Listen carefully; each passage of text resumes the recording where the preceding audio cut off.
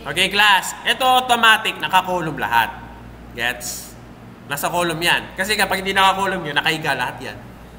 So, ito po yun. Dito po, class, may row tayo.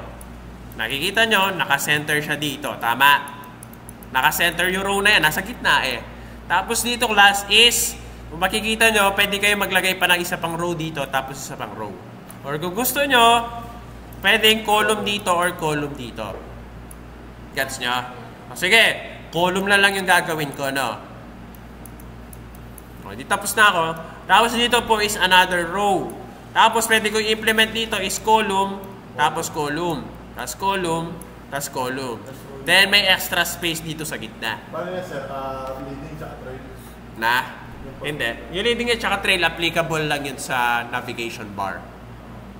The next po is may extra space dito, di ba? Ibig sabihin ito, nasa isang container lang sila. Gawin natin container yung green. Yan, container yan, tsaka container. Alam niyo yung division? Yes. Yung div, parang ganun lang. Yung div po, equivalent nun dito sa Flutter is container. Next po class, ano yun? Yung container, nasa loob siya ng row. Kasi pag hindi nyo kinontainer niyan, maghihiwa-hiwala yung mga yan. Pero depende, tignan natin magiging setup.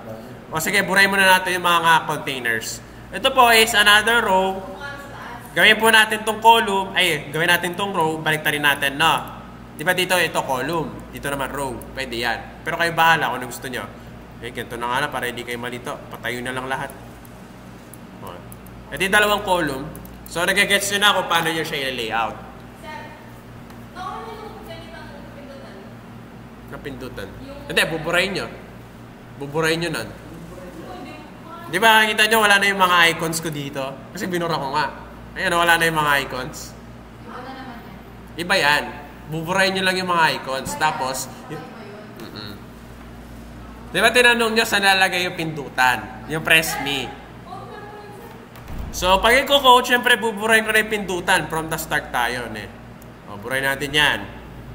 Tapos, daming code, no? STF. Tapos, my app. So, yung my app na yan, class, dito ulit tayo, Cupertino, page, scaffold. Tapos po is safe area. Then, child po, column. Si column po, may open and close bracket. Then, enter nyo lang yan. Diyan tayo mag-code. Ba't nag-error? Column. Sorry, nakalimutan ko si children. Children. Yan. Kaya nagre-red eh. Oh, maraming widgets. Tingnan. Ganyan lang. Next po is, di ba nakita nyo, ganyan yung itsura. So, first na layout po natin dito, class, is, ito po, naka-center po yung mga objects natin. So, gaya po natin, tatype lang po natin is, si column, ipapasok natin kay center. Subukan muna natin first layout na to. Then, next po is, okay na yung part na to. Naka-check na to. I-check na natin. Ayan, check. Tapos, class, ang next na gagawin nyo po is, i-layout nyo na po itong dalawang column na to. Sige po, mag-generate muna po tayo ng column. Okay, icon muna. Copper icon. Then, Cupertino icons. Airplane na lang. Ayan. O. E di kapag dalawa, ganito yung magiging itsura niya. O, copy-paste. Yan yung magiging itsura. Kaso, gusto nyo, apat. O, pag ginawa ko apat to, syempre, nakatayo yan. So, gagawin nyo, class, is, ipapasok nyo to sa column. Tapos, tama ba? Column yung structure ko dito. Tapos ito, class, column. Gets? Kaso, wala naman magbabago dyan. Kasi pare sila na sa column. So, gagawin nyo, class, i-row nyo siya dito. Ganito po yun, class. Ito po, i-highlight nyo lahat. Kasi sila yung ipapasok mo sa row. Pindutin nyo yung bombilya. Tapos, ipasok nyo sa row. Naalis yung center. Eh, dilagay nyo dito, class, is, try natin i-center to. Yan. Wala, ayaw nyo i-center. Pa-assignment ko, pag ayaw. Main axis alignment center. Yan. Galing, main axis alignment. So, nagagets nyo na yung structure. Ibig sabihin, class, yung row na to, ito po siya. Gets? Kuha niya? Pwede sir, pare-parehas na lang po. Oo, kung gusto mo, class, ganito lang, i-copy-paste mo para yung dito sa baba. Ito, hindi i-paste mo na lang siya dito. Another row ulit. Kasi ibababa mo na lang. Tama po. Tapos, class, gusto niya magka-space, di ba? So, ang gagawin nyo, class, dito po sa column, lagyan nyo lang po siya ng main axis alignment. Tama ba? Tingnan natin yung space between. O, sige, pantay natin doon sa ano, ha? Space between. Kasi may space sila sa gitna. Column yan. O, lalagyan mo na space yung column sa gitna. Gets? Sumati sa pinaka. Kung gusto nyo naman po lagyan ng ano, parang space, pwede nyo po siyang lagyan ng, di ba ito yung row, tapos ito yung row. Lagyan nyo na lang po ng size box dito. Size box with letter D. Tapos, lagyan nyo ng height, 100. Lagyan nyo lang po ng comma dito. Low. Yan. O. Paano? Wala lang. Ano lang yan? Invisible box. Hindi nyo makikita. Parang padding, sir. Ganun. Ano lang siya? Parang BR. Pero yung BR walang size, di ba? Ano lang siya? Invisible container.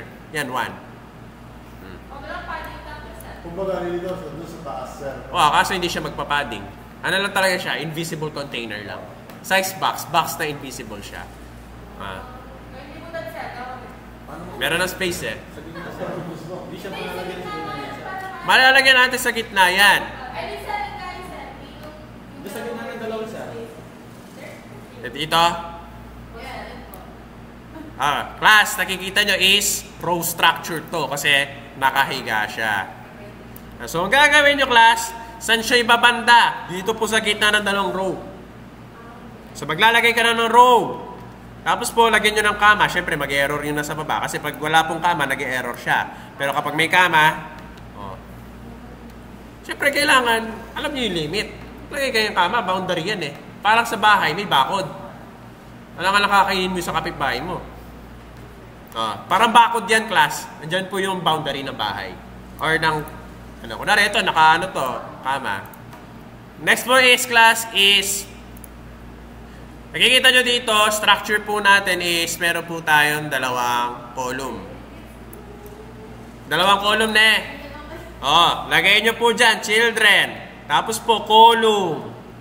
Tapos po, children ulit. Ganyan lagi. Tapos po, kunin na lang natin dito yung dalawa. Paste. The next is, sa loob ng row, di ba, class? Sa loob po ng row, maglalagay pa po tayo ng isa pang column. Dito po. Yan. Dito dalawa na. Gets nyo na? Tapos, class is ganito. Subukan natin i-paste. Siyempre, magkadikit yan. Bakit patayo? Patayo siya, di ba? Hindi ang gagawin mo, i-row mo siya. Pasok mo sa row. Row mo. Para umiga siya. Tapos, space between. Dito po, dito class, dito space between. Ay, main axis alignment, space between. Hindi nagawa ko na. Gusto nyo lagyan na space? Di yung main column nyo, class, di ba ito yung main column? O kaya dito sa center, ang gawin nyo, class, is pasok nyo sa container. Bakit container? Kasi siya lang po yung may characteristic ng padding at saka margin. Hindi kayo makakapaglagay dito ng padding. Ayan nag-error, walang lumilitaw. Pero si container po, pwede kayong gumamit ng padding. Tapos po, edge insets that all, tas 20. Ganun lang. Kaya nga sabi ko, meron kayo 1 week. Kasi di ba next week nyo pa yung gagawin. Di meron kayong mahabang panahon para i-practice niya sa bahay.